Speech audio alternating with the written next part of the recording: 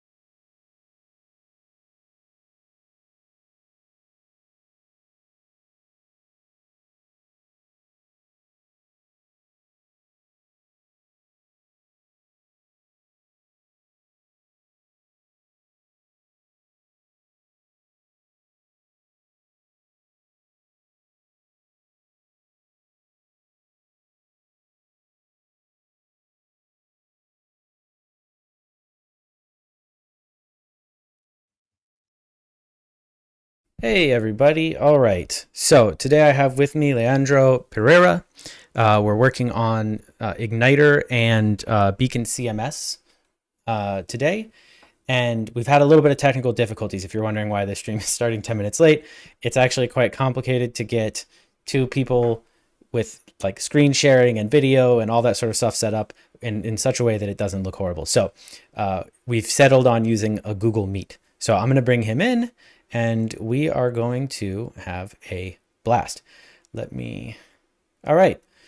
So Leandro is here with us, and I'm going to, before we get too deep in, I would like if everyone could please confirm that they are hearing Leandro. So go ahead and say hello. Make sure that your audio is coming through. Hello, hi there.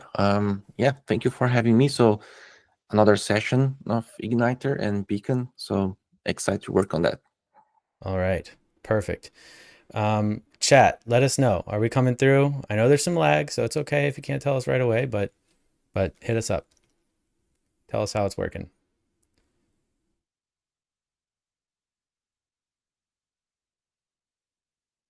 Perfect.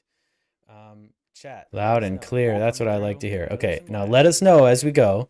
Let us know how the audio balances are, that sort of thing. Often that can you'll realize halfway through the video that somebody's too loud, somebody's too quiet, etc. So just keep us posted if there's any audio issues. And we're just going to go ahead and dive in. So this is unscripted. We don't really have a plan. We're going to be moving forward with some work that we had done on, last week on the Igniter installer for Beacon. And maybe Leandro, if you want to go over what we have kind of so far and just kind of for both us and for the rest of the world, just remind us kind of what we've got going on. Oh yeah, sure. So let's recap. So we start last week. We start with the install task, the beacon install, which essentially for now just add a new dep in the formatter. So it adds the beacon project here, right? So essentially that's everything you need for Beacon, because the dependence was for Beacon Igniter is here already. So okay, so the second task we did was we are still working on this one, is the generate site. So the idea here is if you have Beacon in your project, you can generate new sites for your Phoenix application. You can add new sites into your Phoenix application. This one it requires more steps, and so okay. So first we need to create a migration. Real quick, actually, but sorry to jump in and interrupt, but chat is asking if we can increase font size even more. Yeah. I know for you, it's like, it's like looking at like a kid's book, but but that'll help them. And then also Brian is mentioning that chat isn't working from Algora. So from what I can see, right. Yeah. I don't believe that Algora, if you're chatting on Algora, I don't believe that it will come through on the chat aggregation right now. I don't know if that's something I didn't set up right, but so if you want chat to come through, you're going to have to go to YouTube or Twitch, or I guess LinkedIn. I don't know if it works from there either, but one of those two places, if you want to chat, go ahead and join there. Okay. So we got a little bit bigger text size, so you can go ahead and keep going talking about our Beacon Gen site setup. Does it look better now? People can see it. Yeah, we'll let them interrupt, or not interrupt, but we'll let them let us know. I think we don't want to go too big, so this is probably fine to keep going. Okay, all right. Yeah, so okay, so this is this generate site task has a few more steps.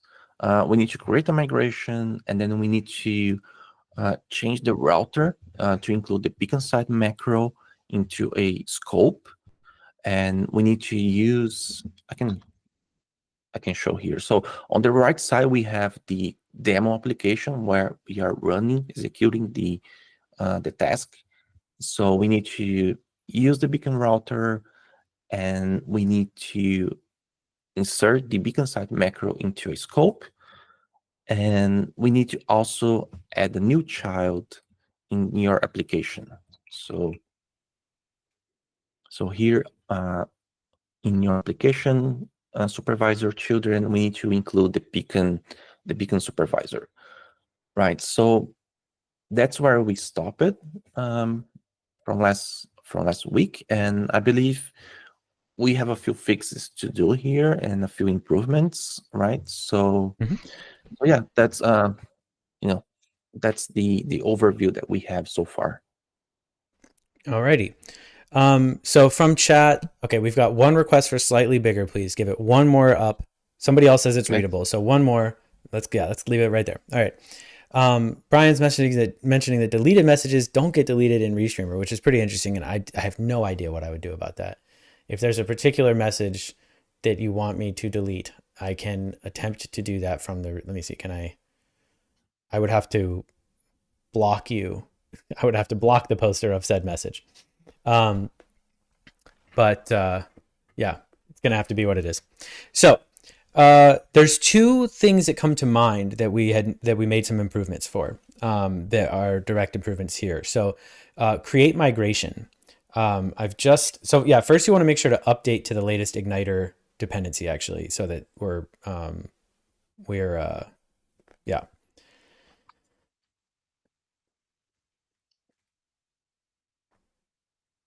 Perfect. And then in your example app, you're going to want to do the same thing. So in in my app on the right, because that has a dependency on its own dependency on Igniter. All right, I am going to block Brian from chat at his request. No, wait. Okay, I can't tell if he's joking. I think he's joking. Confirm for me if that's actually what you want me to do. All right. So okay, when you go to create a migration, now you can pass the on exists option. So we'll go to our yep. So with this, it's an option after the body of the, or like, we can put an option on line 11 down from where you are. Yeah, so or if I recall correctly, we are using the create file. Oh yeah, we have a whole new thing. Yeah. Yeah, so I think we need to change that, right? I think I have the documentation here. Just a second.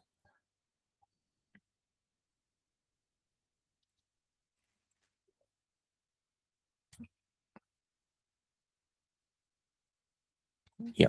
Okay. I think I just blocked Brian from all of YouTube, or like all of my YouTube. Like I blocked him from being able to see my YouTube videos. I'm not sure, but he brought it on himself. Let me go make sure I can fix this. But yes, you can use the gen migration. I'll let you work through that while I fix this, whatever just happened. Yeah. Okay, so I think it's it looks a bit smaller than the code editor, but I think that's okay. Chat does say that it's tiny, or that the font is tiny. So, but it's okay. We're just gonna you can copy that into your editor, and then we'll go from there. Okay, all right. So I'm gonna create a new one here, just because we are working on this one now. So we can now use the Igniter. It's on the Igniter libs. Mm-hmm. All right. .ecto igniter.libs.ecto. Ecto. All right. Okay. So we need the repo. Okay. So that's the name of the module or the file. That is it's the what you would type into like mixecto.gen.migration. So it'd be like underscore create beacon tables. Yeah. So we can. Okay. So yeah, that's the first migration. So that one should be create beacon tables, because eventually the idea is to have upgrade tasks, like upgrade beacon 1, 2, or whatever, and then on those we're gonna have something like update beacon tables, or something like that. So this one is the first one, so it has to be create beacon tables. Perfect. And here is where we have that new option, right? The on exists. Yep. So for that one, you'll want the on exists skip. Basically, it'll just handle okay, there's already a module. So now if we go back into your My App thing, into the example app, and you were to run, oh, nice, yeah. And you were to run that, I believe we already have that migration existing. I'm not sure, but we'll see. Yeah, let's see. I'm gonna keep like 2 editors, just switch between them, because the font is too big to keep both in the same screen. Yep. All right. So okay. So let's see. We do have one here. Yeah, you cannot see that, but we do have create beacon tables here with the timestamp. should I delete this one for just for testing? Yeah, go ahead. Yeah, delete it, and then because it should, then we can run it, see what it does when we run it twice. Yeah. Okay, and let's see. On the router, we can use the same one here. We can use the default. Okay, so by default, it's gonna use the path at the root. It's gonna mount the site at root, and the name of the site is my site. Right. Yep. So let's see. Oh, it's there's a typo here.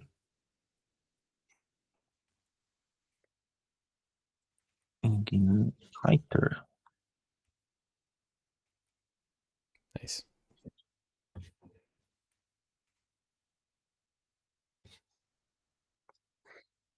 Oh, we don't need those functions anymore. Right. Yeah, that's Yeah. all handled. Yeah. All right. So that's the output. Okay. Yeah. So yeah, right. Because it does right now. It actually does add the site. So is it adding a migration or no? Yeah, it's adding a Oh, okay. migration. Right. Yeah, it's first adding the beacon site into the route. Mm-hmm. So maybe it's not matching the. Well, So so we didn't write. All it does right now is it expands, like it just adds that into the scope. It doesn't. So it does. There, we don't have any deduping of sites right now because Yeah. I think we're just gonna have to let that be what it is. Where if you run this twice to add, like it's not like create or it's not like add or update site. It's like add site. It expects Yeah. Yeah. So That's true. go ahead and I would just say remove that from that line, and then we can run it. Yeah. Okay. Oh yeah, we should put in the actual text of your migration, but we can do that in a second. Yeah. Yeah, but it's creating. So yeah, let's add the actual code.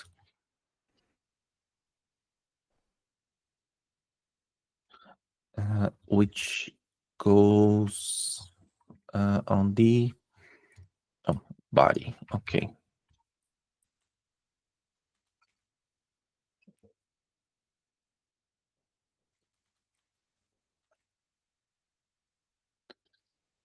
Yeah, my formatter is not working because ISP is crashing. But anyway.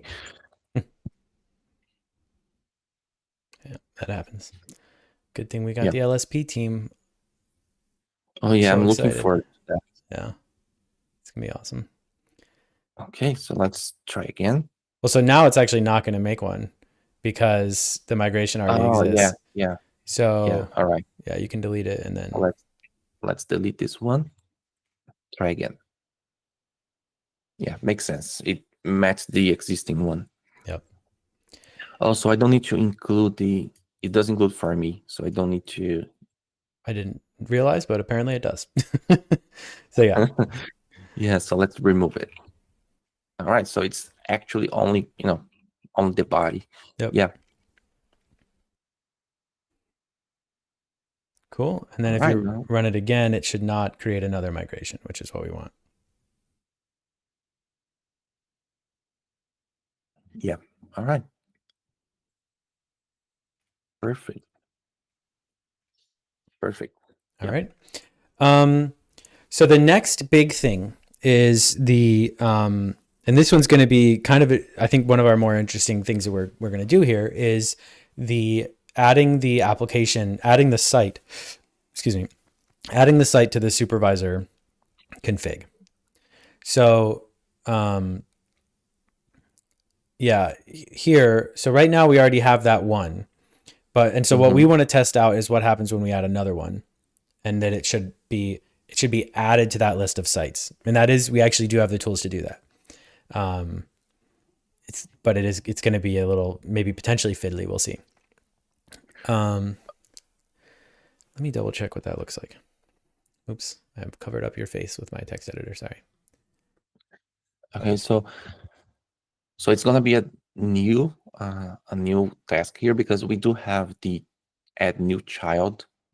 It's a new option to add new child called opt updater.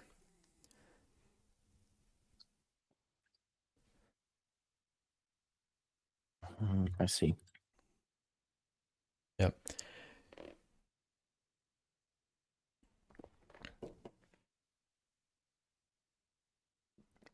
So you'll leave that stuff as it is because that's like the default value.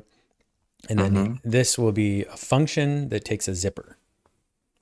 And this is like kind of the low level, this is the power tool type of stuff in Igniter, but it's a super powerful thing here. So I think you have an extra close paren after that end. Yeah. Yeah. Okay. So here's where we're going to be using the source code manipulation tools that are available. And I think we've done a little bit of that, but we're going to do a little bit more. So the first thing I'm going to show you though is a tip to like kind of figure out what's going on in general, right?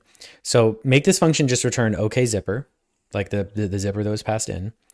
And then above that, you're going to call a function called igniter dot util dot debug. The module is still debug. The module is debug. It's a capital D. Let me try to restart the. Let's see if that works.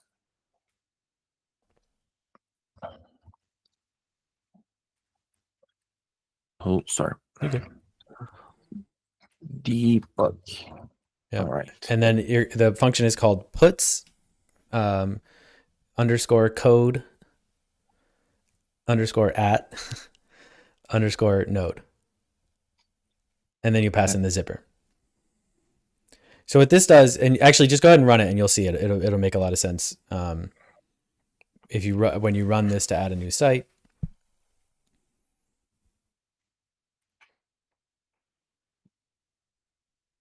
So scroll up there. Yeah. So it shows you like the source code chunk that you're looking at right now formatted.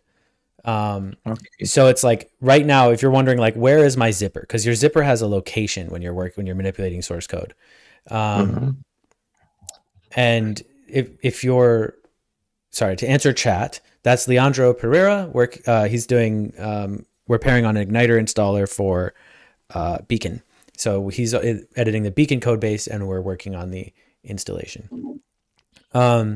So now you can tell, now you know like, okay, well, what, now you can use this to figure out where should I go in the source code, like from here.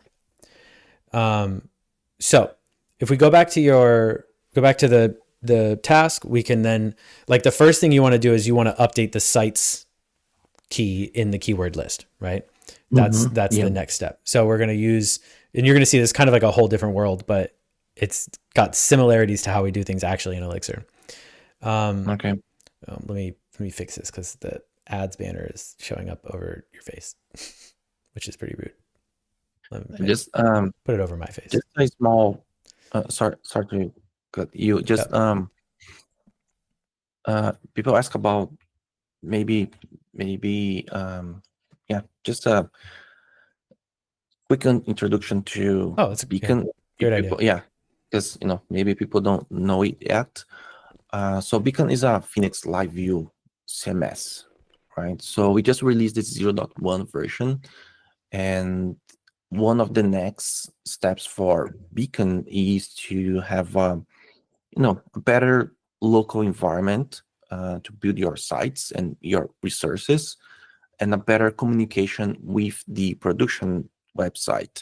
So the idea is you'll be able to manipulate and change and see the changes on your local environment for your resources like pages, components, and so on.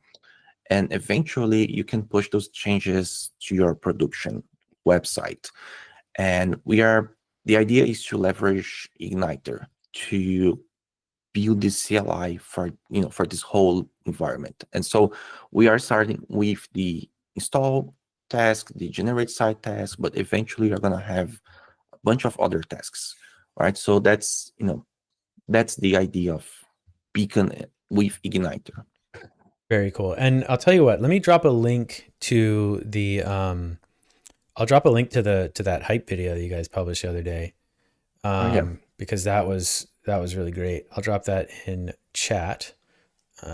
It'll go to some of the places, but not everywhere, because YouTube restream chat is not hooked up. I think it'll go to everywhere but Algora. If I can get it working. Here we go. All right.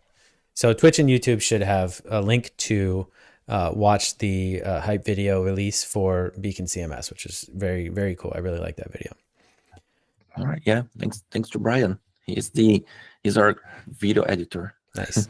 Brian, who just for the laughs apparently got permabanned from this YouTube channel about 10 minutes ago. But no, he's watching on Twitch, I assume. But anyway, inside jokes now at that point, I guess. Cool. So yeah, that's what we're doing. Great summary. I appreciate that. Okay, I'm gonna get you started. So we're gonna have to go through the whole thing together, because this is very, you'll see how kind of slightly foreign to the normal way of doing things this is. So we typically, when we're working on a zipper, we're going to use a with, like a chain of with statements, because what we're trying to do is we're trying to like travel through the source code, and it's like kind of imperative, you know. So it'll be like with OK zipper. So usually it always returns a zipper. It's like a token. Exactly. Yep. And then the way that it works is you'll get an error back if from you'll see actually here an example is kind of the you'll see an example.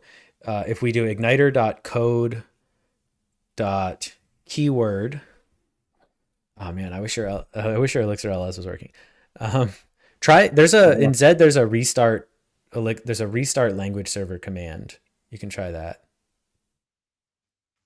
All right, we'll see if that might help here in a second. But so in there, in keyword, we have put in keyword. And the first argument will be a zipper. Let's see. Yeah. Yep. This one. All right. Zipper. Yeah, and then it'll be like just sites. Yep. And then the value would be like that list that you have like on line 10.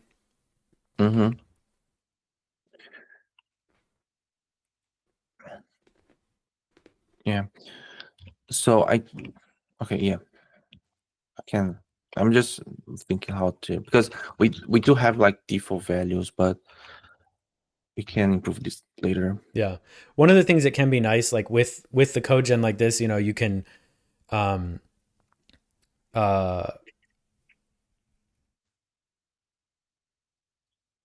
was I going to say? With the code gen like this, you can add comments and stuff like that, and explain like what default values have been set, etc. Okay, so you're going to need one more. Okay, you need a little bit more from here. So you're going to add a new option at the end of this. So wrap that keyword that you added, wrap that in square brackets, and then we're going to add an option, or is it? No, it's not an option. It's just an argument. So it'll be a function, and this one also takes a zipper. All right. And so just go ahead and return OK zipper. And then let's use our puts code at node helper in there, and you'll see. Yep.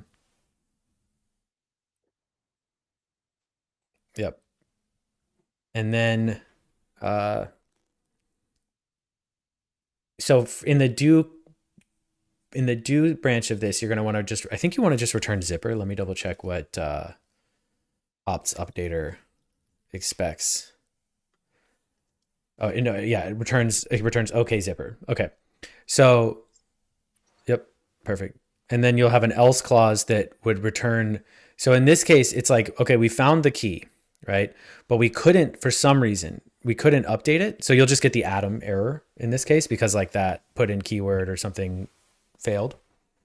No, I mean you want to match on error being an atom, just the atom error. Yep. And then from here you can return something like return a tuple that says warning is the key. And that's the expected, like that's one of the expected returns Mm-hmm. for the for this optator. Because I mean, the question is like, can I return like an error warning? Do I have a list of? Yeah, so you can return warning, and then that's like a list of errors or warnings that will be added to shown to the user, right? So you probably want to do a warning that says like, for now you can just put in like a string that says like, go modify your sites yourself. But then, later you can make that a pretty warning that says like, Mhm. put this inside of your site's config. But the reason for this is like code generation like this is a best effort task. And it's if they, for instance, this isn't going to work if they maybe they just made a variable somewhere else and they put their sites in that variable, or they have a function that isn't where you expect it to be, right? And so it makes perfect sense that maybe their source code doesn't look the way that we expect it to look, and so because of Mhm. that, we we have to just tell them like, hey, you'll have to add the site. So and we can Yeah, like actually go ahead. I'm just gonna say like a fallback. It's like, it didn't work, but here's the instructions. Just Yep. you still can do it. Yep. So 3 down from you, you'll want to remove that return of OK zipper so that we return Yeah. the. Okay. So now if we run it, you should see a puts code at node thing from being like further in the list. You'll see what I mean. All right. Um, So we have the first. Oh, we have the first one and the second. yep. So now you're in the list of sites. Yeah. Yeah. Um, and so what you can do, and this is kind of interesting, you could check in the list to see if there's a list of like if the site has like if there's an item in there that has the name of the site that we're adding. I would say for now we're going to keep it simple and we're just going to append the new site to the list, and if it's a duplicate, then it's for now we can leave that for later. um, Mm-hmm. and so there's a tool for that as well. So uh, in the OK branch up there, yep, we're going to use igniter.code.list. It'll be inside that callback right there. Yep. Yeah. So like the LCP is back now. Yay. So yeah. So Igniter. Sorry, you're Yeah. Igniter.code.list dot append to list. and to list. Yep. And then that'll be that same, the list config that you have online area. Yeah.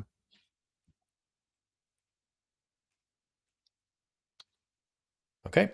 So then that itself already returns an OK error tuple. So Oh. you can just return that directly from the thing. And the nice thing about this is like when you build it up this way, at some point it doesn't work and you get back an error, and you can have that fallback clause at the bottom, right? That just says, so that way if append to list fails, maybe because the value isn't a list or, etc. Then, yeah, yep. Yeah, you can do no, actually, yeah, you want to do it that way. Okay. Yeah. Yeah. So that ought to do it. It should actually now append. You should get a second site when you run the task again. Let's see. Mhm. Syntax error. Uh, okay. That's interesting. Yeah, this is So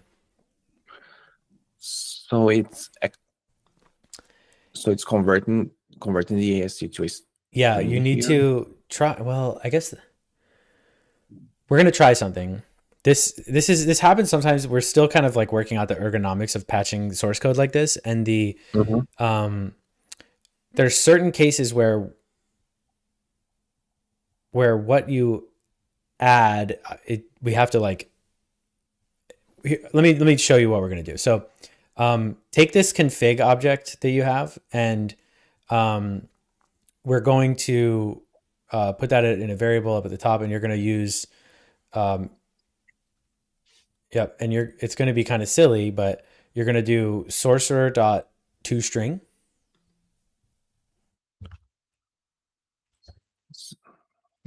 Okay. Okay. Source. Yep. Dot. I think it's String. just sorcerer.toString. Sorry. No, it's sorcerer dot. Hold on. I know it. It's sorcerer dot something. Sorcerer dot. Let me find it. Oh yeah, it should be just sorcerer.toString. There's a function. I don't know why it wasn't showing up in your. It's No, it's just like it's a sorcerer.toString. Like the function. It's called toString. two strings. No, to string. Oh, two string. Okay. Yeah, Oh, yeah, gotcha. yeah. Okay. So we're gonna stringify it, and so you want to pipe that into that, and then we're gonna pipe that into sorcerer.parseString. Yep, with the exclamation point. Okay, so that's gonna be the value that we're gonna use, and I think that's essentially the problem, and you're gonna want to do that up actually above this and use that in all of the places. I think. So even Let's just try it. Let's just try it where it was for now, because some of the functions can take like a quoted source code, and some of them take like a value, and we still need to figure out exactly what the right balance is there. But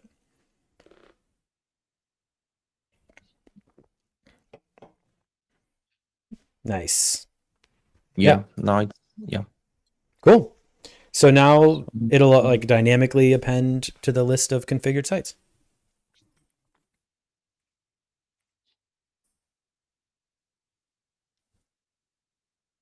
Yeah. Pretty cool. It's working.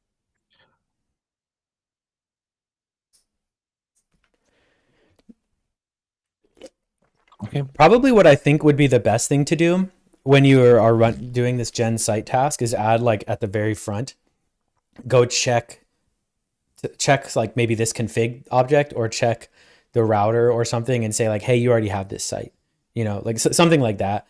That way, instead of trying to like figure it out at the end, we'll just say like, hey, you've already got a site with this name. Go either remove it so that you can generate a new one, or something along those lines. But with this zipper, I'm assuming I can, but can I merge the options? So maybe like, hey, you have this site and this is the configuration, and you are like maybe trying to update the configuration, right? Using the same task, for example. Yep. So we don't have a keyword dot merge, but there's like a keyword dot. There's like a Igniter code keyword dot put key or something, and we could build merge from that. So what that would look like is here right now you're saying append to list, but you could instead say like there's a function called move to list item. So you would like move to the list item where the site key equals, the site we're looking for. And so there's some more complexity, but then if you find that, then you could merge, the config into it, and otherwise you would append. So we have the tools. It's just a little bit more legwork. Okay, yeah, we don't need to do that, but it's just I'm just thinking about the options that I can give to users, because maybe they want to update the configuration, right? So it's nice to have the the tools to do that. Yeah, no, agreed. I think it makes a lot of sense, and that's sometimes it's not worth the effort of like sometimes for a task to be like idempotent where you can run it and it'll like just update or patch a thing. Without something like Igniter, that's impossible. But even still with Igniter, sometimes it's not worth it. Like we have a resource generator for Ash, and that will, if the resource already exists, it's just like, hey, the resource exists. We can't do that. But at some point, we may actually do exactly what you described for that as well. That way, if you said like, hey, generate a resource called this, and if we give it this attribute, if that resource already exists, we'll say, well, hey, do you want us to add that stuff to the resource? And that way, like, we'll have that similar sort of patching story with our generators, which I think that's really the like next level of UX is, automatic Yeah, applying. yeah, because I'm thinking about the sorry, the upgrades. For example, eventually, a few versions back, we added some new configuration here. Like before, like in the beginning of Beacon, we had only the site, and eventually we add the the repo endpoint and Mm, router. So maybe in the future we add a new option, or in other places as well. So for the upgrade tasks, it might be useful, mm.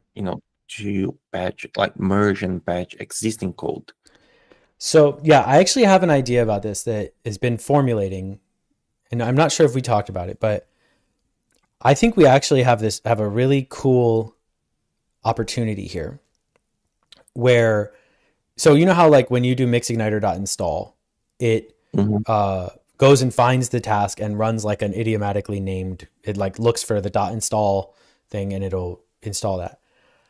I am thinking if we have the same thing, but for mixed tasks called, your app.update, where the first, or we'll, I guess it's like mixed task, yeah, mixed dot your app.update, something like underscore and then like the version, like 2.0 or 2.1 or something like that.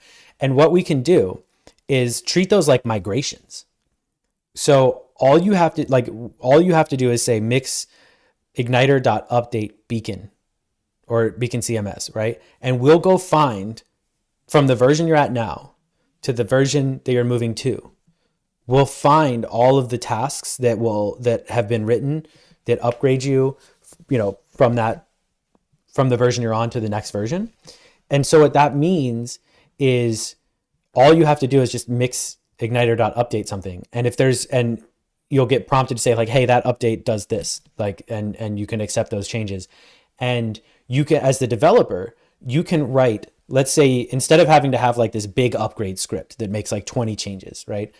You can, as you introduce a change, in a commit, you include a small script, like the same how we do with database migrations, just a small Igniter task that will update and make that one change, like added a new option in the site config, right? And then it'll stack. You can stack them all up and run them when it's time. And I think that's like a really powerful thing, because if somebody's 12 versions behind, they'll just play them all forward. Yeah, yeah. I was gonna ask about, because either the user go from one to another one, and one by one. But if you can stack all the changes, like, I mean, it increase the change of the task failing if you are like 20 versions behind. Mm-hmm. But but I but maybe the user could like say, hey, I cannot upgrade 20 versions because I'm too behind. But maybe if the user can pass like a version, Mm-hmm. and say, hey, I'm gonna try this version first, and then I just upgrade 2 or 4 versions, and then I can go from there. Maybe Yeah, that, yeah, maybe that works as honestly, well. I think it would be so easy for us to support this, like, because and the way it works when they say update right now, you say update package. You would just say, you can already do this now when you say mixigniter.install. You can say package at version.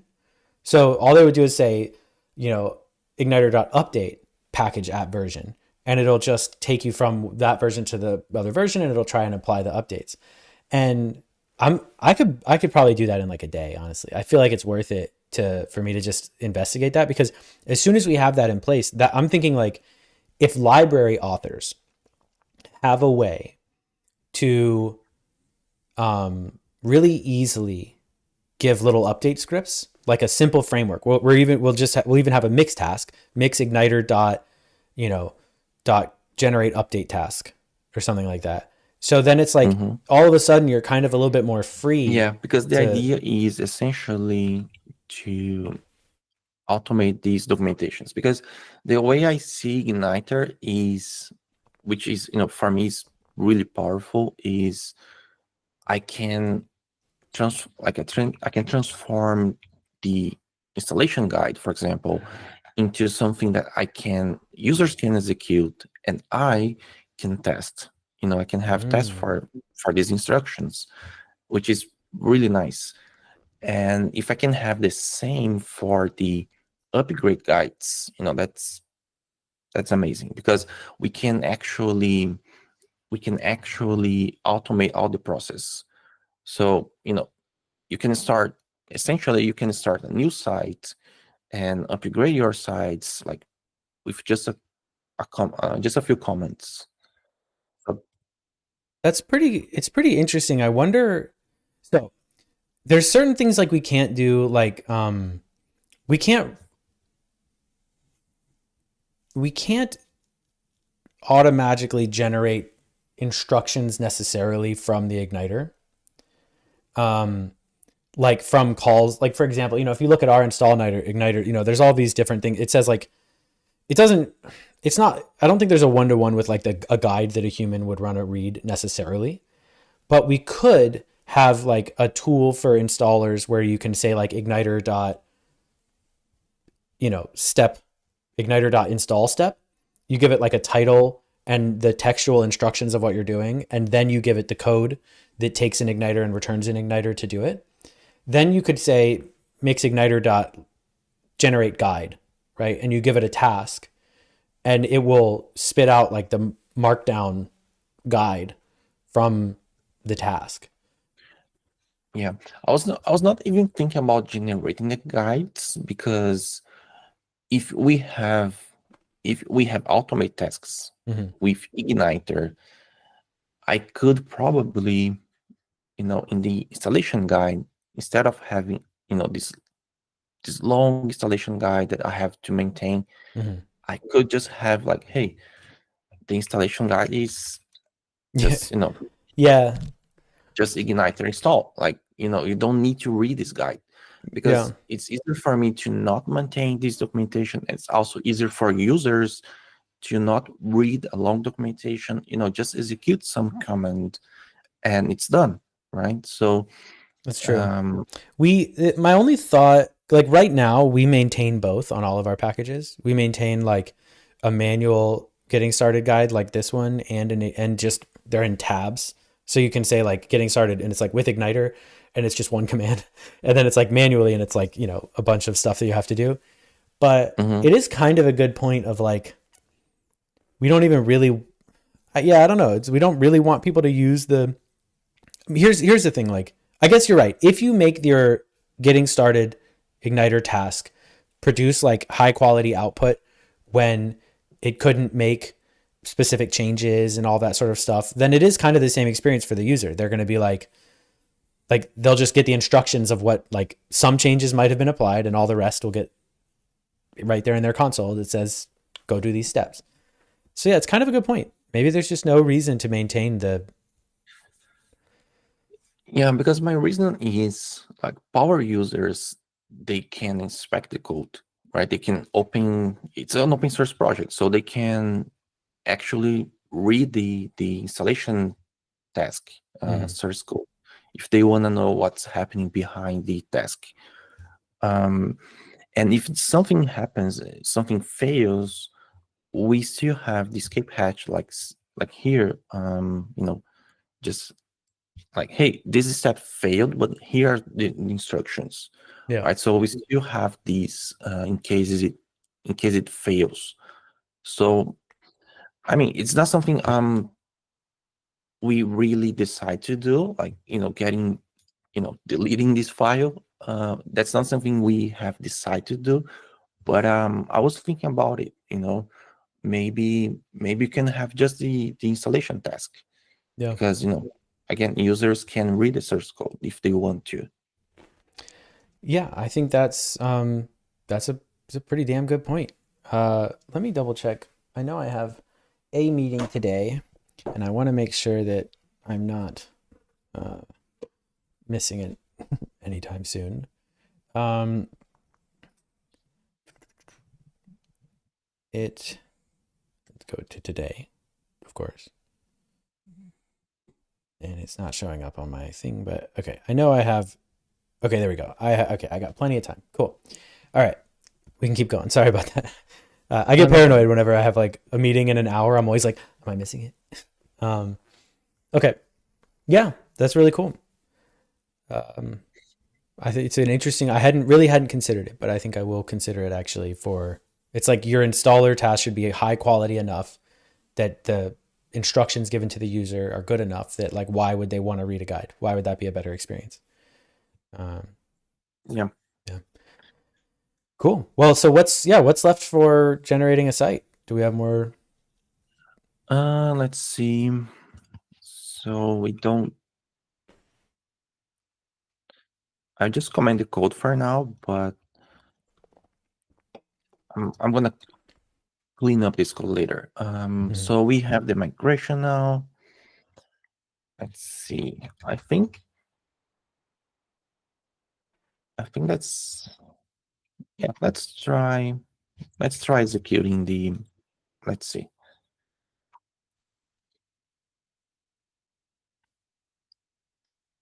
Let's remove this one.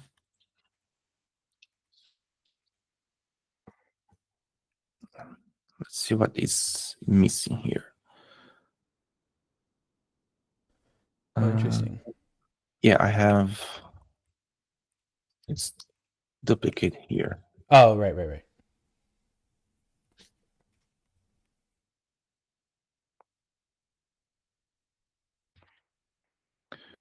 Have Oh, you have to yeah. run I need run the to migration, right? run the migration.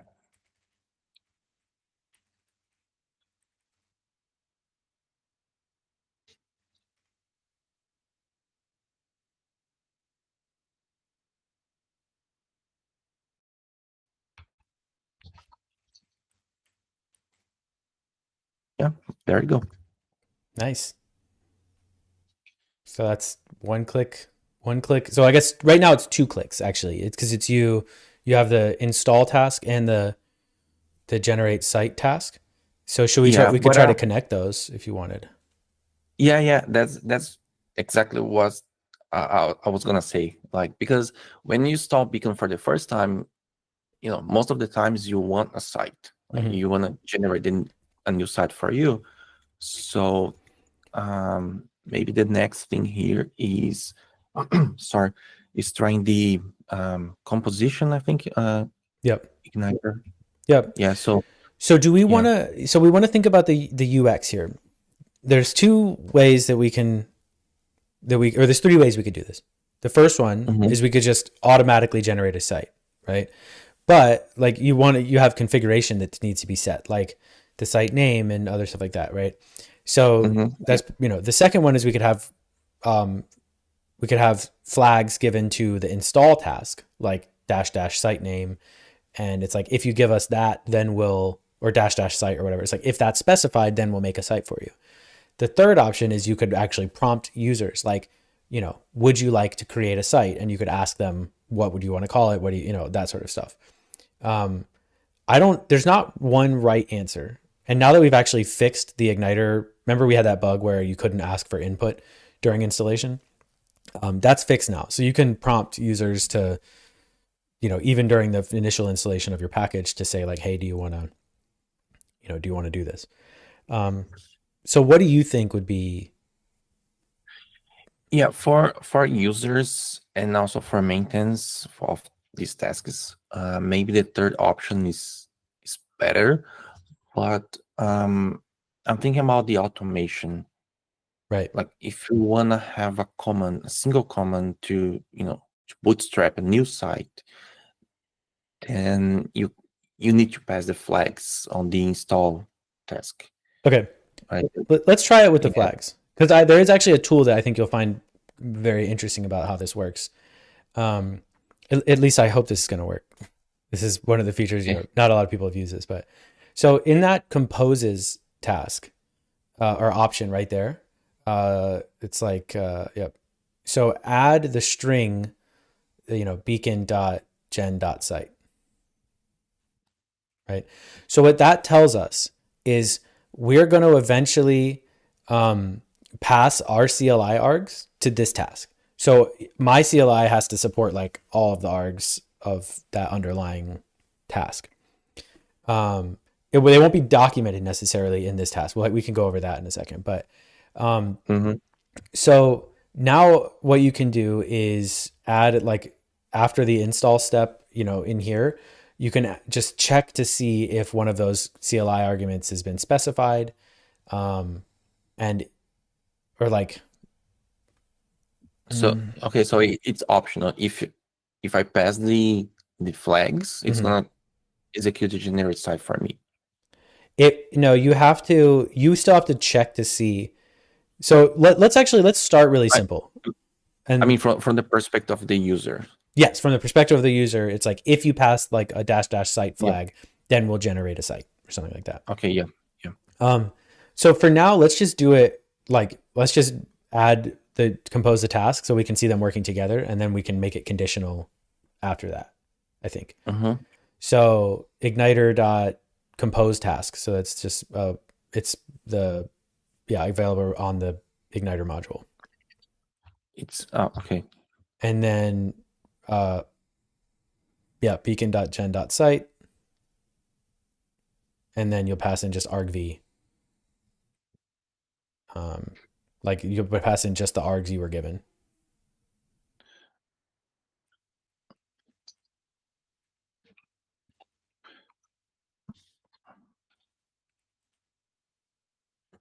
Yeah. Okay, so now if you start like a new project, it'll do It's both. hard to type. I'm sitting in a position that it's not my really position. That's because of the streaming, so it's hard to type. But yeah, it's okay. we can get more comfortable if you do. Is there something do you want to adjust your setup? No, it's fine. It's just because of the mic, the keyboard position. You have to like keep moving your head. Yeah. All right, that's the worst. All right, so yeah, so now it's gonna call the compose task, and okay, what else? So let's just start there. So let's go ahead and make a new app, and if you also first, what you should do is update your hex archive of Igniter, because we shipped those fixes. I don't remember the I think it's mix archive. Yep, so that's the one. Yeah. Cool. Okay. So yeah, now you can do mixigniter.new, your app. Oh yeah, and you know what we should test? Yeah, you shouldn't need the install Floki anymore. Oh really? Okay. Yeah. Just that?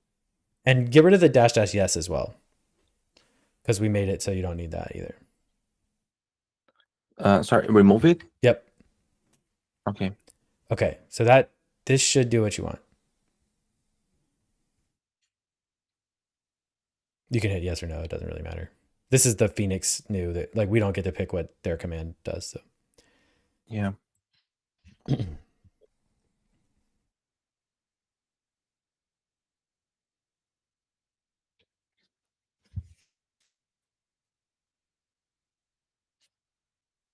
So what should happen, if we're lucky, if I made this all work right, is it's going to tell you that Floki needs to be upgraded from a dev dependency to a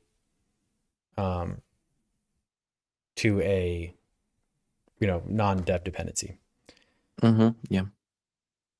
So yeah, you can do yes for this.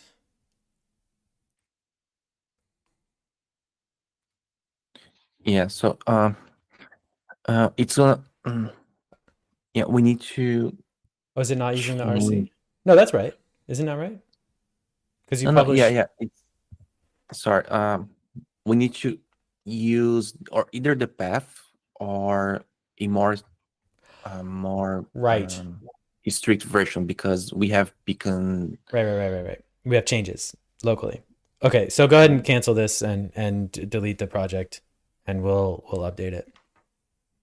Yeah.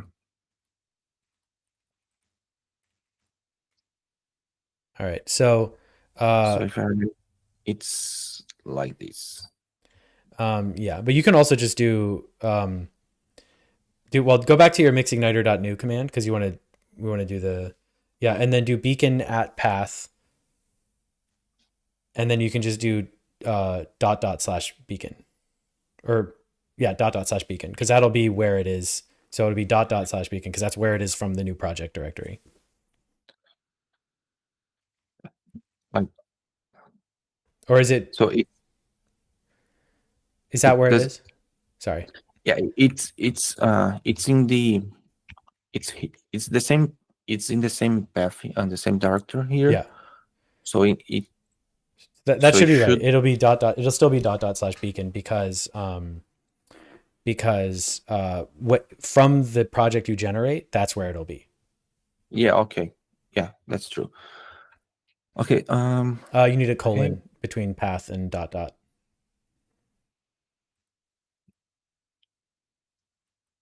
Yeah. Okay. that's it. Yep.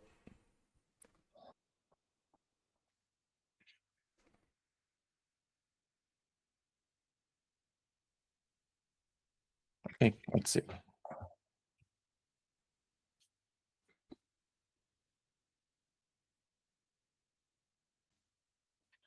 This time for real.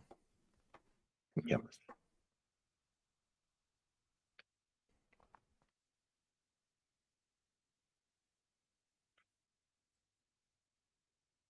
Once we get Phoenix stuff written with Igniter at some point, then you won't get any like the it'll all just be magically combined. It'll be cool. Just work. Yep. So it's actually interesting. I think because we have override true on Beacon, I'm not sure if it's gonna require that we update Floki or not, but it's fine. Yeah. Okay. Yes. Sorry, that's my dog shaking his little head.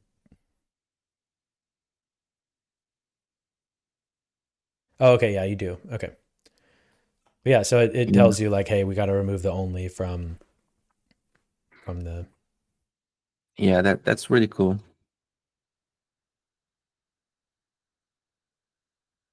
I did realize there's a problem with how I implemented that. I don't know if Mix is localized, like if it puts out error messages in other languages, but the way we do it is we parse an error message from Mix, like in English, and Hmm. so if they localize it or if they change the error message, then there would be a problem. Um, Yeah. I don't think it's localized, but they can always change the error message, right? So yeah. What I want to do at some point, actually, let me just make a reminder um, to uh, figure out how to check for mix.x's conflicts without parsing error messages. Because there should be like some kind of tool that we can do something like so that we don't have to do it the way that I did it. But it is a kind of a um, complicated process. So all right, so yeah, it found the install task. mhm. So here's the only task we have on the install task, and then we have the generate side here. Nice. The application, the router changes. So yeah, it's adding the new scope and the migration. Yeah. Cool. So basically, I think all that you really need to do to update to make this a little bit more fluid is in the install task. We'll just conditionally call. So go ahead and go up to your schema on this and add like a site option or something like that. Like you'll want to support like I guess will you It's want I to don't support all of them, all of the options of generating a site? um hmm, that's a That's a good question, because the thing is, Beacon is, you can customize. Let me show you.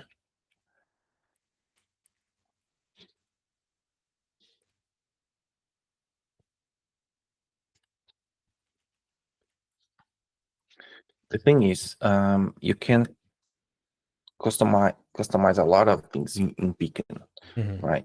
Essentially, there's an example here. There you go. So essentially, you have all this configuration, right? We are working with only the required options, which is pretty much those 4 here. But you can have like a custom tailwind configuration. You can have custom formats, like for example, you can have the liquid template running in Beacon, for example, or a custom markdown library. And you can have a bunch of life cycles to execute whatever you want.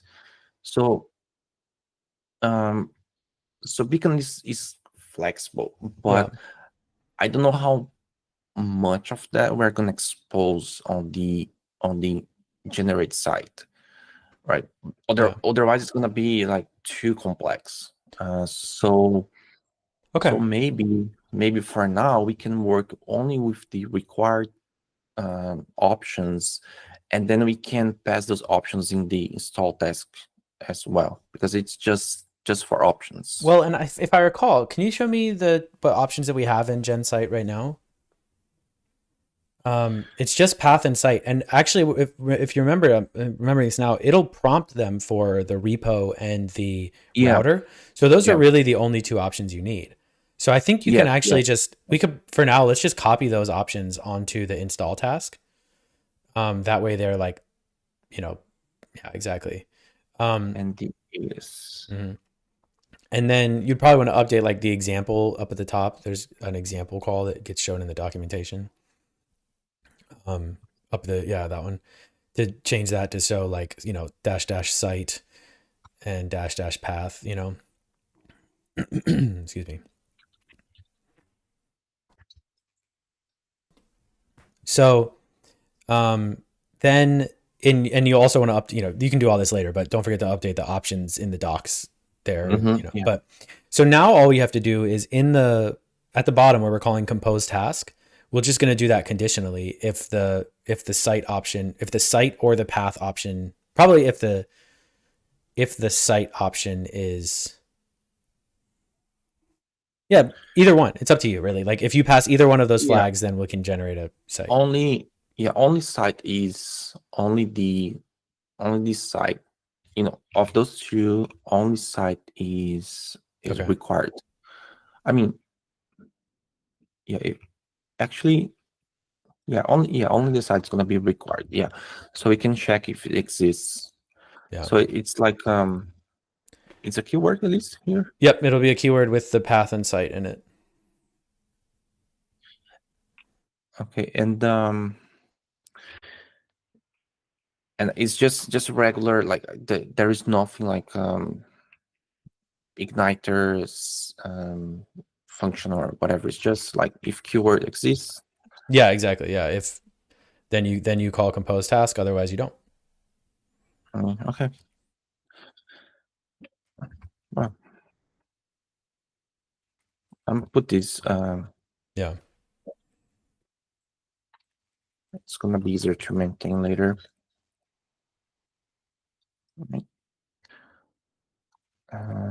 Or gen site. And then the options. I'm gonna clean this code later, but for now, let's just make it work. For sure, yeah.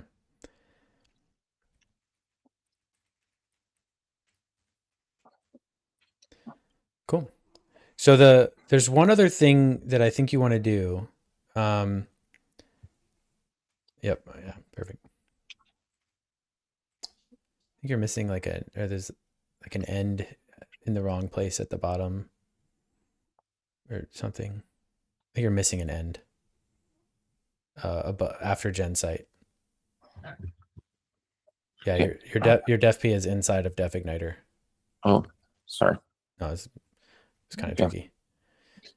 Okay. Okay. There's one other thing I spotted in your beacon gen site task. Oh yeah, you need to pass in the argv there also.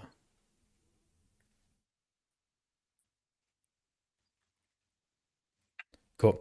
So in the gen site task, I think you have a default value for site where when you don't actually want a default value for site, because it's like that should probably have like be like a required option.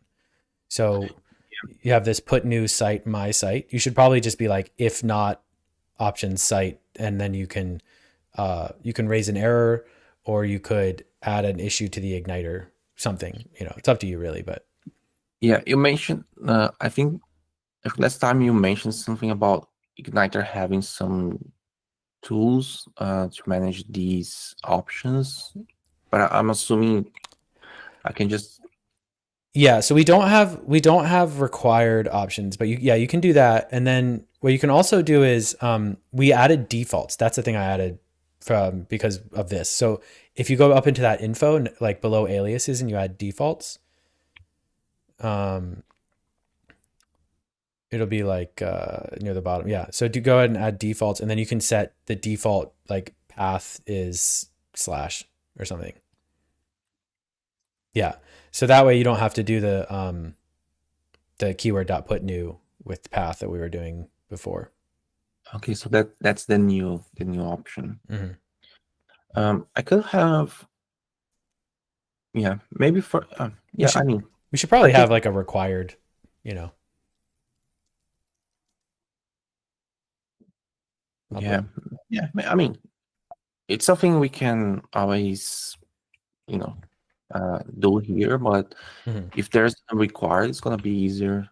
Yeah. Um, It helps with especially like because. docs and stuff. Like, Yeah, because I'm thinking like if if it works, the idea of having a CLI with a bunch of tasks, the idea is to have because what is nice about Igniter is that we can have the same pattern for every task, mm-hmm. right? So the more we use Igniter, the better. So instead of doing our own required, if we have a required here, it's gonna be is not only easier, but it's better for the user, it's better for us to maintain the tasks, Yeah, right? So it's the same pattern everywhere. totally. And it's very easy to do, honestly. So like it would take me like 10 minutes to add a required option there. Um, so cool. Yeah. And here we can have a fetch as well because now we have Right. default value. Yeah. Good call. So now we should be able to see the here's one of the things that's interesting about, okay, we should talk about this. It's an interesting aspect to the way installers work in Igniter is that you can run multiple installers at the same time, right? Um, and the the problem with that is currently we just like mix up, like we just pass all the flags at the same time. But if you had like two packages you wanted to install that have different flags, or that has like maybe somebody else has like an admin thing and that has like a -- site flag, and you try to install them both at the same time, right? So weird stuff would happen. Yeah, that's actually the case for us because we have the Beacon Live admin, Mhm. which also have installation, and you can have like we have let me show here. We have another Mhm. route macro here, and then you can like say, "Hey, I'm gonna mount the admin interface in this path." So it's a different path, but you can execute, you can install Beacon and Beacon Live admin in the same Phoenix application. Yeah. So we're gonna have two paths in the install. Um, Yeah. so it's yeah, so it's just we do have this problem now. Yeah. Yeah. So the interesting conundrum, right? So, there's a simple answer, which is like the end user has to know that like all the arguments they pass get, passed to all of the tasks, but that's not really great. And I think I think there's like we warn at some point. Um, if there's conflicting schemas. That's why we have those schemas in the info. When you like try to run two tasks together that have the same schema, or that have the same option in the. But what do we do? Let me actually see what Igniter does, because we have this info. Um,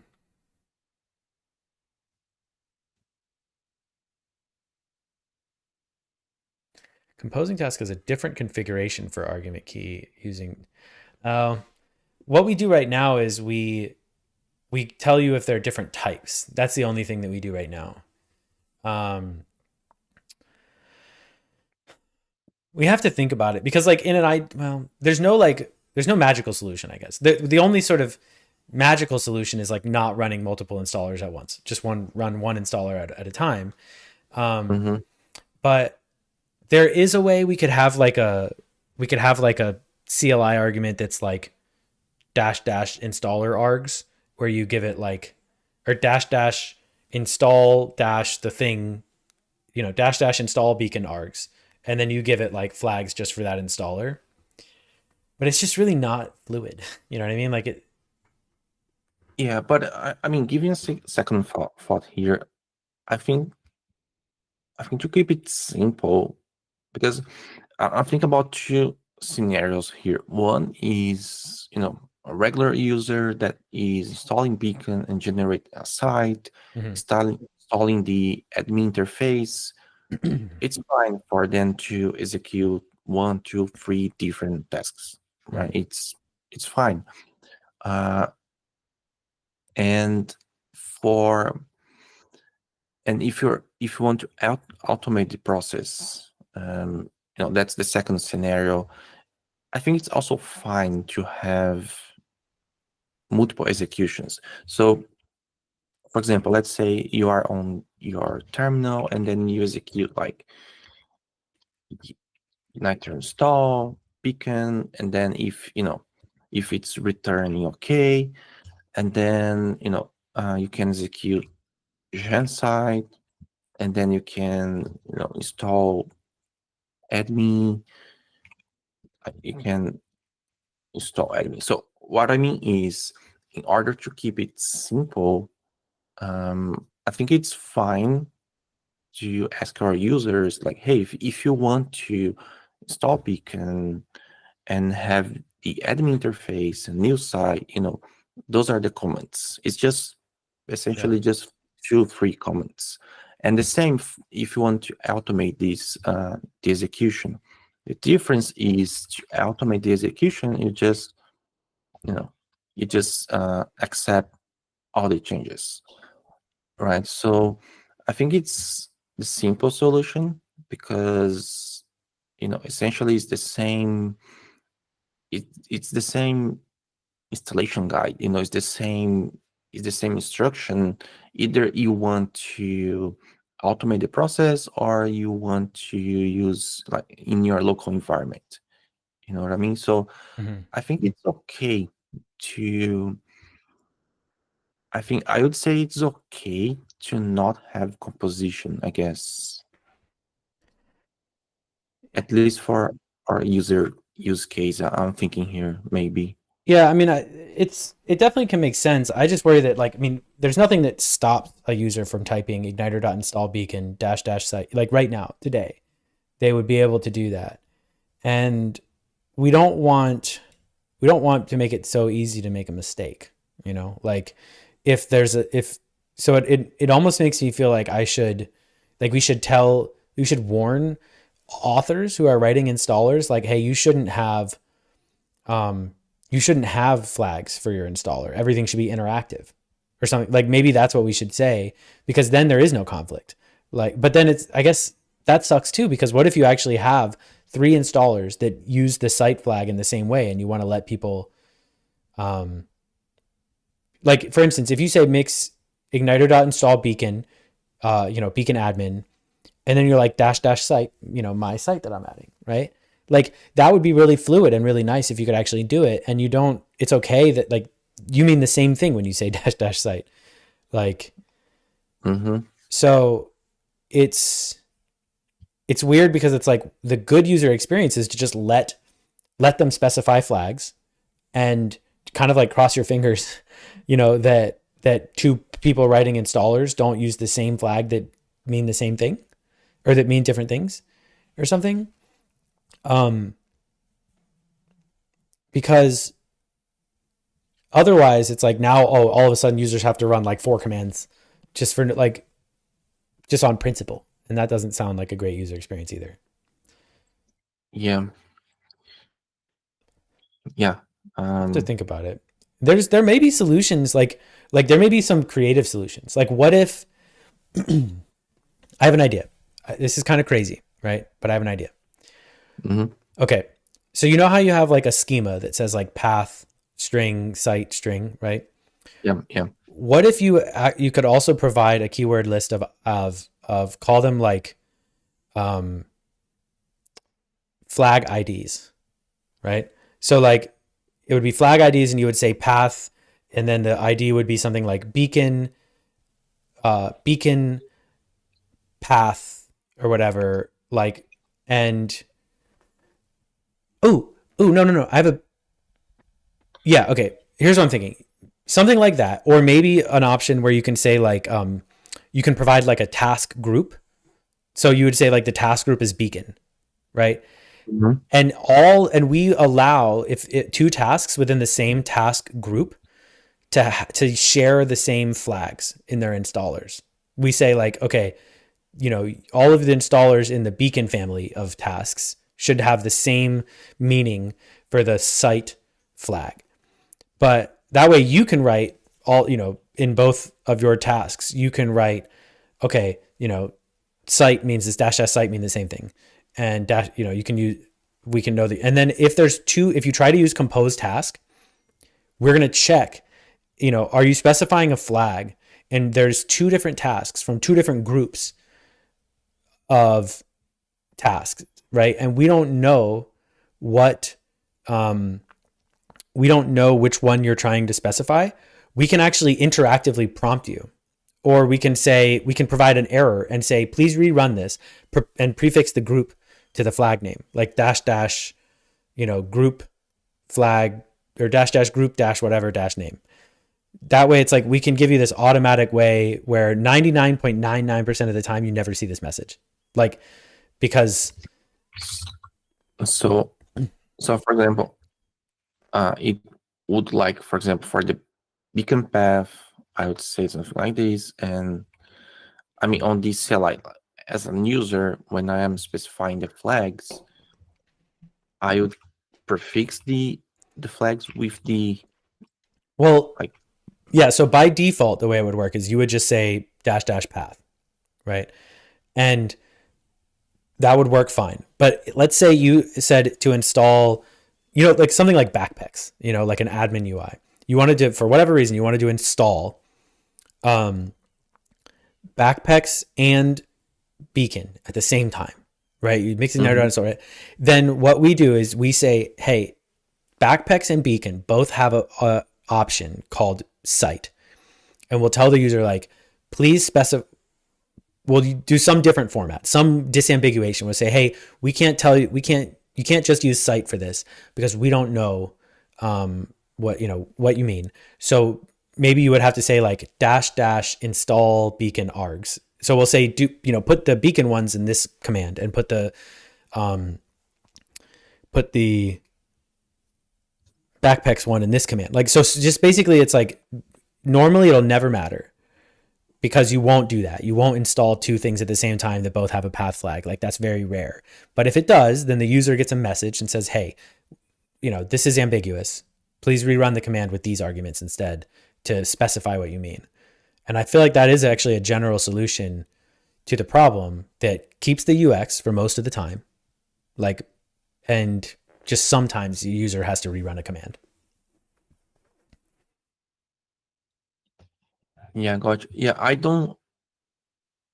Yeah, I guess it's true that it's rare to have 2 projects with the same the same flags, that are installing at the same time. We do have this situation in Beacon, but it's kind of, I cannot think about other projects that might have this problem. Well, so for you, are you saying you would like Beacon so when you do Beacon admin, like think about it, like you own both of those packages, right? So you can just make sure that they have different names. Like you can have dash dash admin path is the name for the admin one. That way they never conflict and then everything's fine. Like that was I think that would be the best thing to do for the user experience is like you can make sure that those don't conflict. But here's the other thing. Sometimes maybe they should be treated as the same. So, Mm-hmm. like maybe the site option when you're generating installing admin and installing the regular thing, they mean the same thing. So for you, that you handle that. So by you setting the group beacon on both of your tasks, then you're saying like all these options mean the same thing. And if they all have the same name, then they mean the same thing across these tasks. So they wouldn't.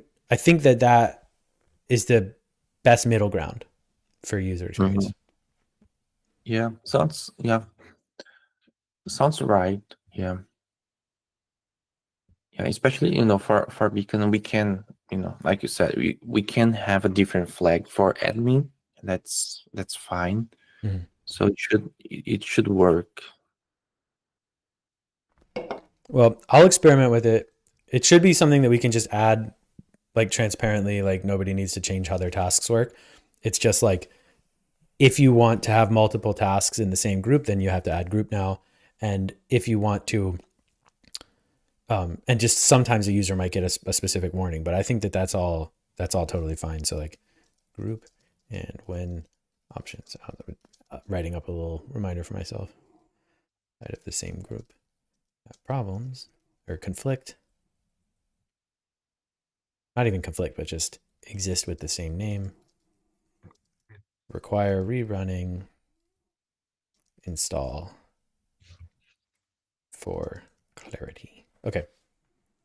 Or rerunning install with unambiguous arguments. Okay. Yeah, I'll look into that. I think it'll be a good UX experience because I think here's the thing. I actually do think the ability that Igniter gives you to enchain like 50 installers at the same time is really powerful because what I think is going to happen is like, I'm not trying to, this isn't like a slight on any of the starter kits that are out there today, but like, I feel like we could replace all of that starter kit stuff with a one line command where every library is still in charge of how they install, right? But you just run this one line command. So you want an admin, you wanted this, you wanted that, you want, Ash or Ecto or Phoenix or Beacon or whatever, right? You just can make a one liner and like, boom, you got the whole thing all together, all installed, like ready to go. And then do we really need like, I mean, Pedal Pro is a good example of one who's really going above and beyond. They have like all kinds of really cool components and all this stuff, right? So, but the installation story for Pedal Pro and stuff like that is not great. It's like it's like a zip file type thing. You know what I mean? So it's like, imagine if you could just dash install Pedal Pro and get all their stuff, all that goodness too. So anyway, long story short, I think we want to make it work where you can have a bunch of installers and run them all in one go. Yeah, in Rails, we used to have like I don't recall now, but we used to have like a package, and you could bootstrap a new application with all the libraries like authorization and all the other stuff. But I don't recall now if it was like yeah, it's a few years now, but we used to have like something close to that, at least in experience, and it was really nice because you could bootstrap a new project, with all the stuff you need, configure all the configuration, all the files, and so on. Mm-hmm. Yeah, that's really interesting, and yeah, I think there's also one other really important bit to the way that this all works is there's actually a lot of people when they start with Phoenix, one of their first complaints is like, oh, it generates so many files, right? Which I don't, I think there's a lot, maybe a few files could be trimmed down from the initial generation, like, because I think that Igniter can help with that if you can just add on things as you need them. Like if you don't need, instead of having to opt into a bunch of stuff at the beginning, you can just be like, okay, now I need a view, and then you generate just a view code. So but I think this process of being able to just install incrementally everything or install everything at one go will really help with people who are like, I want to understand like I want to see like the smallest little project I can. And so we're like, okay, just mix igniter.new, don't install anything. And you have a brand new Elixir project with one dependency, which is Igniter. That's it. It's exactly what mxigniter.new does. And then we can say, okay, now do you want to know how Phoenix works? You can mxigniter.install Phoenix, and it doesn't bring in any other thing. It doesn't bring in ecto or emailing or views or any, it's just like controllers, and that's it. Like no HTML stuff even. And then you're like, okay, mxigniter.install Phoenix HTML because I need to do HTML views. So now all of a sudden you can you can grow the complexity of your project, not needing to install all these other things you don't need, but you can also understand, like, instead of having to grok Phoenix in big pictures, like, here's all this stuff, go figure out what all these files do, read the docs, you can say, oh, when I add Phoenix HTML, it adds these 5 files. So that's what those 5 files do, instead of having to get the whole big picture. So that's the eventual world that I want to get into, where it's like people who know what they want, just install it all in one go. But people who are exploring and learning and trying to understand, they can do it in little baby steps, Mm-hmm. Yeah, I can think about 2 cases here. One is the core components, for example. Mm-hmm. It's not very straightforward to update the core components because you start with a new Phoenix application, and then you have the core components for that specific version. But then Phoenix, they release a new, bug fixes, new components, and so on. Mm-hmm. And it's not, at least for beginners or for users that don't know Phoenix too much. It's kind of, I have seen this before. It's kind of hard to update the core components, and that's just one example, like where a generator would be useful. And also, but I also am thinking about the complexity of these, the whole operation. For example, let's say the user updates the web module, right? So they make a bunch of changes. So these generator where the generator that adds new features like live view or HTML or ecto or whatever, it needs to not only add new files, but also change existing files, that the user might have changed it. And so again, the generator needs to be smart enough to make the changes, which is kind of what we were talking about with the upgrade. Yep. Right. The upgrade also has to take into consideration that the files might have changes. It's not just the default file, right? So I guess it's the same problem, but in a broader, Totally. environment. Yeah. It's also like it's the shape of the way you do it. So it's okay if we say updating core components is too difficult, or updating the web module is too difficult to do automatically, right? That's fine, because you can just print out instructions on the command. So, you say update it, and we're like, okay, well, to add, like, it could even just be all instructions, right? Like it maybe you can't do any code generation, and all it does is it says, okay, go add this to your web module and go install these deps, but I feel like at a minimum it could install the deps and maybe create the new files that it knows you need, right? And then it could say, okay, here's what kind of things you need to change about your web module and your app, maybe add this new thing to your supervisor tree, right? So we don't have to, it doesn't have to be like magical and understand everything that could possibly have ever happened, but it can do like this simple 80%, and then the rest will just be instructions. So it's like, I feel like that's the thing. We don't want it to be all or nothing, like where you have to either have a super smart installer task, or it has to be no patcher at all. Like you can do both. Yeah. I mean, if it gets to, let's say, 80% of the job done, it's already a better experience, right? So Yeah. it may not be 100%. It may not, you know, patch all the files and all the changes. Mm-hmm. But if it does for most of the changes, it's a better experience Yeah. in any way. Yeah. And there's also some cool stuff I want to do with Igniters as like when you're going to accept all these changes. I want to do, I want to make it so that first off, like if there's a lot of files changed, like I want to make that more interactive screen. So you can like page through the different files and you could, for instance, accept like some of the changes, but not all of them. Mm. But I also want it to where you can write the results, like write into a file. So it'll be like Igniter. Like, so you can say like save, and then it'll save it as Git patches Mm-hmm. and all of the instructions, right? So you could even just say run this and save the output and the instructions, and you could apply the Git patches later. Like you could just do that to share. Like here's what we would have to change about our project. But also what you could do is it could generate like the notices that you can spit out a notice. It could generate the notices like a checklist in a markdown file. So you can like, save just the note, apply all the changes, save all the notices in a file, and then go from top to bottom and address each of the things that you have to do. And when everything's checked, you finish the install.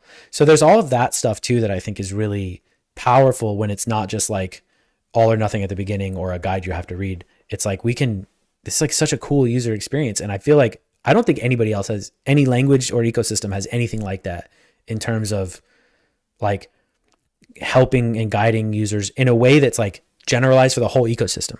So any package can now take advantage of this and it'll all work together. Like I feel like it's going to be a huge edge for Elixir in terms of DX. Yeah, I mean, like I said before, for me, Igniter is powerful because we can turn documentation, like instructions, into something that you can execute. Mm-hmm. Like that's really powerful, and not only execute but also test because writing documentation is hard. Mm-hmm. It's really hard, and keeping the documentation updated, that kind of stuff is really hard to do, especially for bigger projects. Yeah. And if you can like test the documentation, that's amazing because you can make the changes and on your project. And if the documentation fails, because now you have tests for the documentation, right? Mm-hmm. Then you know where it's failing. Either the feature you are working has a problem, or either the documentation now is outdated and you need to update the documentation, Yeah. which is a task, right? So it's really, really powerful. Yeah. There's a lot of cool test utilities also in Igniter. Like you set up a test project and it's like a virtual file system. Like, so if Mhm. you like create a file, it's just like you can set up a project and say, okay, assume they have these files in it. Right. And it's just in memory, it like strings in the Igniter thing. It's not actually going to modify any files. So you can actually it's like really fluid. You can say like, you can say test project and then you say,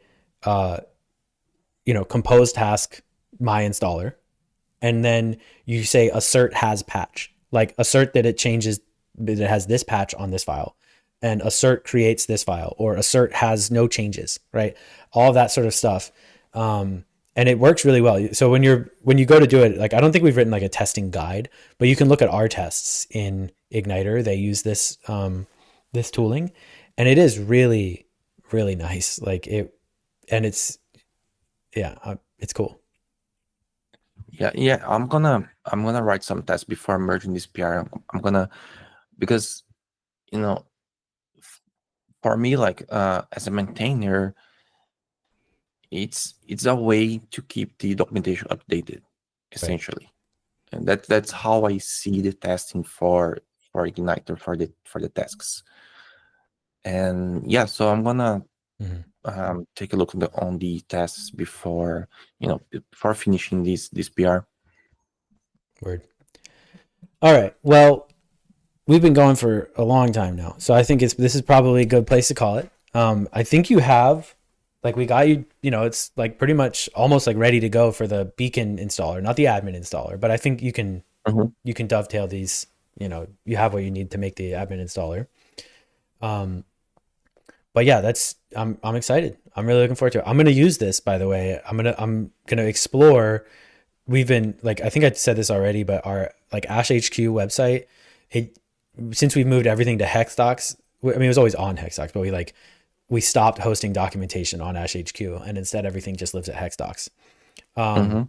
I'm thinking like, our that content homepage that we have, which just shows like it's classic, basic stuff of like, uh, I don't know, like, our features and, testimonials and all this. I mean, like that would be perfect for Beacon, like to have that like that. So I can just go and, make changes, and I don't have to like, cause I'm not a front end person really. Like that's not my Mhm. forte. Right.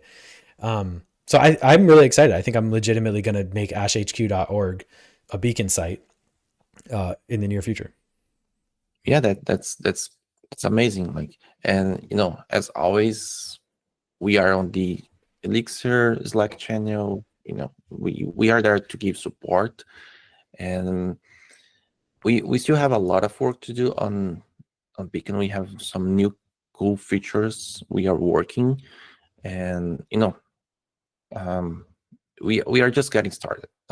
But Beacon is running the Docker website for some time now, and we have like around 1,000 pages or so on the Docker website, and it's actually running in a $5 on fly.io instance.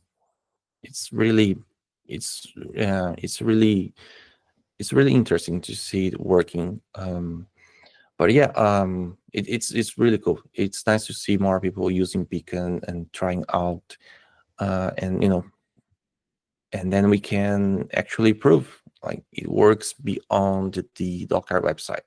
It's gonna be, yeah, it's awesome. Very cool. Awesome. Well, thank you very much for your time today, Leandro. I think people really like these pairing sessions. They get a lot more views than when it's just me. So the proof is in the pudding there. People like you. Um, That's but nice. yeah, thank you very much. I had a really good time. No, I know, I thank you for for having me and helping me sort these CLI out. And like I said before, the idea is to have a full suite of CLI tasks here in Beacon using Igniter. So that's gonna be awesome. Awesome. Cool. All right, man. You have a good one. We'll see you next time. All right, see All ya. right. Bye, everybody.